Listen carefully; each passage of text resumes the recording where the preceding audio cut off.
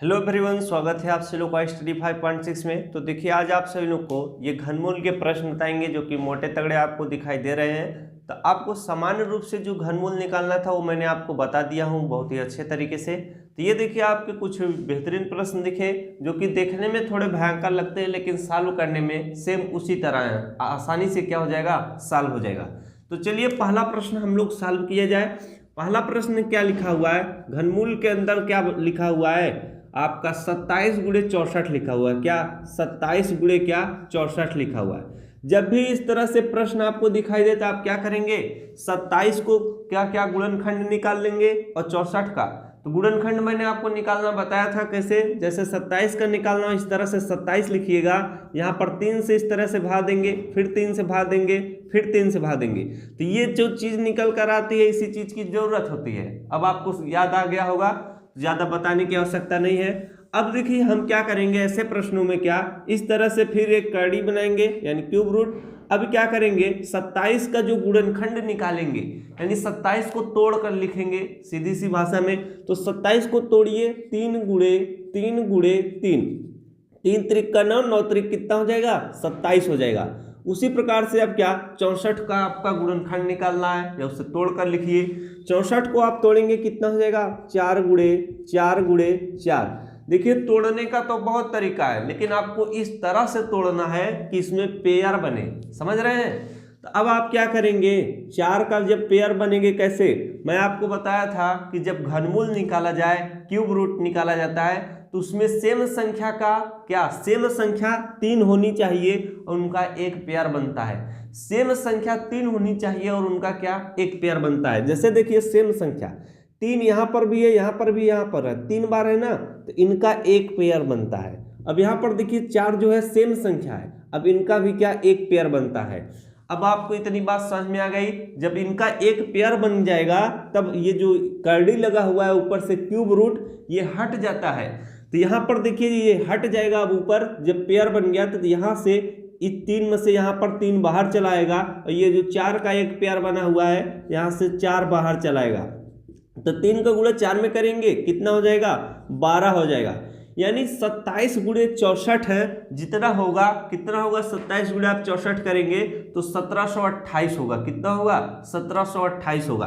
तो 1728 का क्या है, घनमूल है 12। इतनी बात आपको समझ में आई कि नहीं। 27 गुणे 64 करेंगे कितना, 1728 आएगा। 1728 का क्या है, घनमूल है क्या, 12। अब अगर आपको पता करना है कि नहीं है, तब आप क्या करेंगे, ये जो नीचे 12 आया है, 12 का घन करेंगे तो 1728 आएगा। यानी 27 गुणे 64 करेंगे तो कितना आ जाएगा, 1728। सीधी भाषा में बोला जाए तो इस प्रश्न को इस तरह से देना चाहिए था। यहाँ पर देखिए सामान्य रूप से 1728 का क्या हमें घनमूल निकालना है। अब आपको बात समझ में आई। इसी 1728 को इसने तोड़कर 27 गुणे 64 लिख दिया। इतनी बात आप लोगों को जरूर समझ में आ रही होगी, प्रश्न कैसे घुमा फिरा कर पूछा जा रहा है। अब देखिए अगर आप 12 गुणे 12 करेंगे कितना आ जाएगा, 1728 आ जाएगा। अगर जिन लोगों को करना हो तो गुणा करके आप देख सकते हैं, वैसे गुणा करके देख लेंगे तो आपका कैलकुलेशन भी तेज होगा। चलिए अब आपको दूसरा प्रश्न समझा जाए। पहला समझ में आ गया होगा। अब दूसरा प्रश्न देखिए थोड़ा और बेहतरीन प्रश्न लग रहा है, लेकिन वो भी क्या है, सरल है। तो इस टाइप के प्रश्न पर आप प्रैक्टिस करिएगा, तब आपको और अच्छे समझ में आएगा। एक प्रश्न मैंने आपको करा दिया, तो इस टाइप से जितने भी प्रश्न होंगे आप 2 3 4 और प्रैक्टिस करिएगा। दूसरा प्रश्न है, देखिए इसको कैसे सॉल्व किया जाए।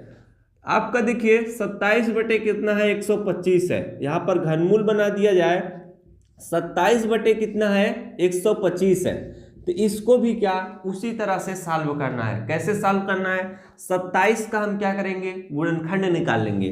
तो 27 का गुणनखंड निकाल लीजिए इस तरह से। इसी के अंदर 27 को आप तोड़ेंगे क्या, 3 गुणे 3 गुणे 3, 3 त्रिक का 9, 9 त्रिक कितना हो जाएगा, 27 हो जाएगा। 125 को तोड़ेंगे कैसे, 5 गुणे 5 गुणे 5, 5 पचे 25, 25 पंचे कितना होता है, 125 होता है। तो मैंने आपको बताया था घनमूल में क्या 3 सेम संख्याओं का एक पेयर बनता है। तो यहाँ से देखिए 3 का एक पेयर बन जाएगा और 5 का भी एक पेयर बन जाएगा। आपको इस प्रकार से उसका गुणनखंड सोचना है जिससे उनका पेयर बन सके। तो यहाँ से क्या, ये जो आपका घनमूल लगा हुआ है करड़ी फड़ी, ये हट जाएगा। यहाँ से 3 क्या आ जाएगा, बाहर आ जाएगा। यहाँ से क्या, 5 बाहर आ जाएगा। तो 3/5 इसका क्या हो जाएगा, आंसर हो जाएगा। इतनी बात आपको समझ में आई। वैसे आपको प्रश्न इस टाइप से देगा तो बस आपको इतना ही सॉल्व करना है। वो जो मैं पहले आपको बताया वो आपके नॉलेज के लिए बताया हूँ। तो आपका क्या 3/5 आंसर आ जाएगा। इस तरह से प्रश्न दिया जाएगा। अब देखिए तीसरा प्रश्न दे दिया गया है। मान लीजिए कोई बौखला गया हुआ, यहाँ पर माइनस का चिन्ह लगा दिया जाए। सोचा कि सॉल्व नहीं कर पाएंगे आप लोग, तो इसे भी आप लोग ध्यान से समझिएगा। काफी कबार ऐसे प्रश्न आपको दे दिए जाते हैं। तो ये अब तीसरा प्रश्न यहाँ पर देखिए सॉल्व करते हैं। क्या है, आपका क्यूब रूट है, यानी घनमूल के अंदर बना दिया गया है क्या, -125। अब नीचे क्या लिखा हुआ है, 1728 लिखा है। कितना, 1728। तब आपको मैं क्या बताया था, अगर इस तरह से प्रश्न दिया जाए तो आपको क्या, एक घनमूल का इस प्रकार से ब्रैकेट बनाइए। इसके बाद 125 का गुणनखंड निकाल लीजिए, यानी उसको तोड़कर लिखना है। तो यहाँ पर आप क्या 125 को तोड़कर लिखेंगे क्या, 5 गुणे 5। यहाँ पर -125 लिखा हुआ है, उसे भी आपको बताते हैं। -125 लिखा हुआ है तो बस इसी 5 के सामने आप माइनस का चिन्ह लगा दीजिए। ज़्यादा सोचने विचारने की जरूरत नहीं है। अब यहाँ पर 1728 लिखा हुआ है। 1728 का जब आप गुणनखंड निकालेंगे तो यहाँ पर क्या है, 12 गुणे 12। अगर आप 12 गुणे 12 करेंगे 144 आ जाएगा। 144 में 12 से गुणा करेंगे तो 1728 आ जाएगा। इतनी बात सभी को समझ में आई। इसलिए मैं बोला था कि कम से कम से आपको 25 तक के वर्ग जरूर याद होने चाहिए। जब आप ऐसे याद किए रहेंगे तो सवाल लगाने में आपको क्या थोड़ा सुविधा होगी। अब यहाँ पर देखिए -5 गुणे -5 गुणे -5, -5 का गुणा -5 में करेंगे तो 5 बचे कितना हो जाएगा, 25 हो जाएगा। प्लस में रहेगा 25 जो आएगा प्लस में रहेगा। तो अब 25 गुणे क्या, यहाँ पर लास्ट में -5 बच रहा है तो कितना करेंगे, माइनस हो जाएगा कितना, 125 हो जाएगा। इतनी बात समझ में आई। अब हम ना क्या करेंगे, ये जो लगा हुआ है क्यूब रूट यानी आप घनमूल, वो बाहर करने के लिए सेम संख्या का क्या पेयर बन जाएगा। यहाँ से हम पेयर बना लेंगे, इसका भी पेयर बन जाएगा। तो जब पेयर बन गया तो वो बाहर चलाएगा। यहाँ से क्या 5 बाहर चलाएगा, माइनस में रहेगा। और यहाँ से 12 बाहर चलाएगा तो -5/12 इसका क्या हो जाएगा, आंसर हो जाएगा। आपको इतनी बात जरूर समझ में आई होगी। चलिए अब आपको देखिए 3 प्रश्न आपको बता दिए बड़े अच्छे तरीके से, आपको जरूर समझ में भी आया होगा। तो इस टाइप के भी प्रश्न पर आप क्या करेंगे, प्रैक्टिस करेंगे। आपको मैंने प्रश्न 3 टाइप के बताए हैं। अगर इन तीनों टाइप पर आप जितना प्रैक्टिस करेंगे उतना पकड़ आपकी मजबूत बनेगी।